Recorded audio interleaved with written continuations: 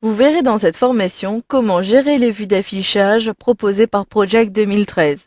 Vous verrez dans un premier temps comment créer votre vue personnalisée et par la suite vous verrez comment gérer la liste en supprimant, copiant et même en renommant les vues existantes.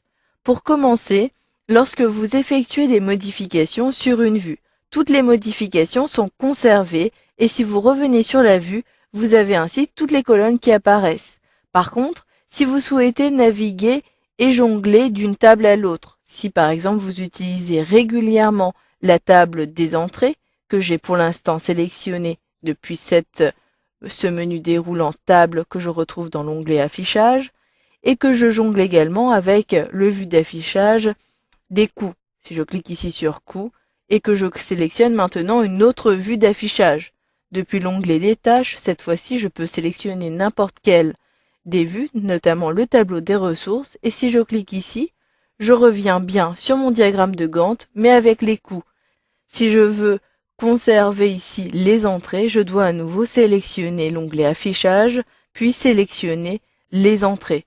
Vous le voyez, cela n'est pas très pratique. Je vous conseille donc d'enregistrer l'affichage dans les vues de Project. Je clique alors à nouveau sur les coûts et je clique maintenant sur le menu déroulant diagramme de Gantt. Ainsi, je peux enregistrer l'affichage actuel.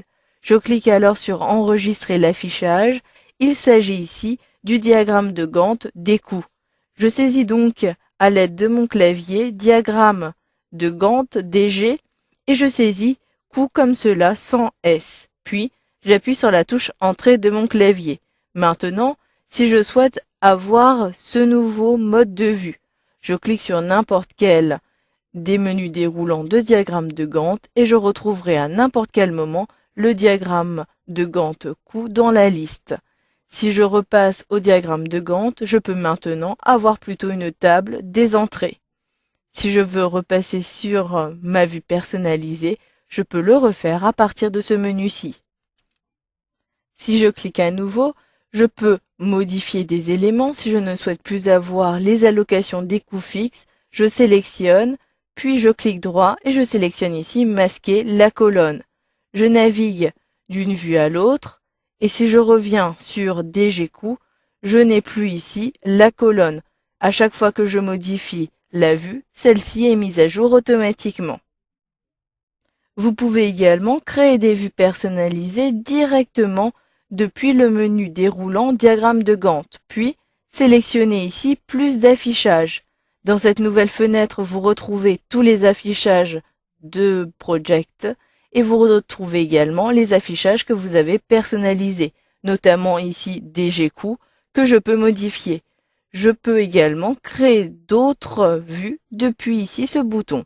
Je clique donc sur créer et cette fois-ci, je retrouve deux possibilités, soit de créer un affichage simple, qui me permettra d'avoir un affichage comme précédemment avec la modification des tables, etc., ou d'avoir un affichage combiné, qui me permet soit d'avoir la chronologie ou d'avoir d'autres volets avec, par exemple, deux vues différentes, un diagramme de Gantt et un volet avec le formulaire des ressources. Je clique donc sur l'affichage combiné. Puis je clique ici sur OK. Renommez le nom de votre affichage. Ici, il s'agit donc d'un affichage combiné. Je saisis donc à l'aide de mon clavier affichage combiné et je précise qu'il s'agit de l'affichage numéro 1. Choisissez l'affichage principal. Il s'agit donc des éléments et de la vue qui apparaîtra en premier. Si je clique donc sur le menu, je souhaite avoir ici le diagramme de Gantt, mais le diagramme de Gantt classique. Le deuxième volet des détails apparaîtra plutôt en dessous. Je clique alors sur le menu et je souhaite cette fois-ci avoir le formulaire des ressources. Si vous souhaitez le faire apparaître dans le menu des affichages, sélectionnez bien cette option, puis cliquez ici sur OK pour valider. Mon affichage combiné numéro 1 a bien été créé et je peux l'appliquer en cliquant sur le bouton Appliquer. Vous le voyez, j'ai un affichage personnalisé avec un premier volet diagramme de Gantt et un deuxième diagramme avec le formulaire des ressources. Je retrouverai cet affichage depuis le menu déroulant. Il apparaît bien ici dans la zone personnalisée. Pour gérer la liste des affichages, cliquez alors sur plus d'affichages. Vous pourrez à tout moment modifier un affichage en le sélectionnant, puis en cliquant sur modifier. Apportez les modifications souhaitées telles que le nom. Vous pouvez modifier la table, le groupe, le filtre, etc. Si je souhaite avoir uniquement les tâches qui sont en retard, je sélectionne, puis je souhaite mettre plutôt en évidence, donc en surbrillance, les tâches en retard. Je coche cette option et je clique ici sur OK. Je peux modifier également d'autres vues. Vous pouvez repartir d'une vue, le dupliquer pour après modifier la deuxième vue dupliquée. Et par la suite, si vous souhaitez supprimer les éléments, vous devez passer par l'organisateur que vous découvrirez dans la formation Dupliquer et réutiliser des données de d'autres projets. Une fois que vous avez terminé, sélectionnez alors Fermer. Si je sélectionne maintenant mon affichage DGCout, j'ai bien ici les éléments mis en surbrillance pour toutes les tâches qui sont en retard.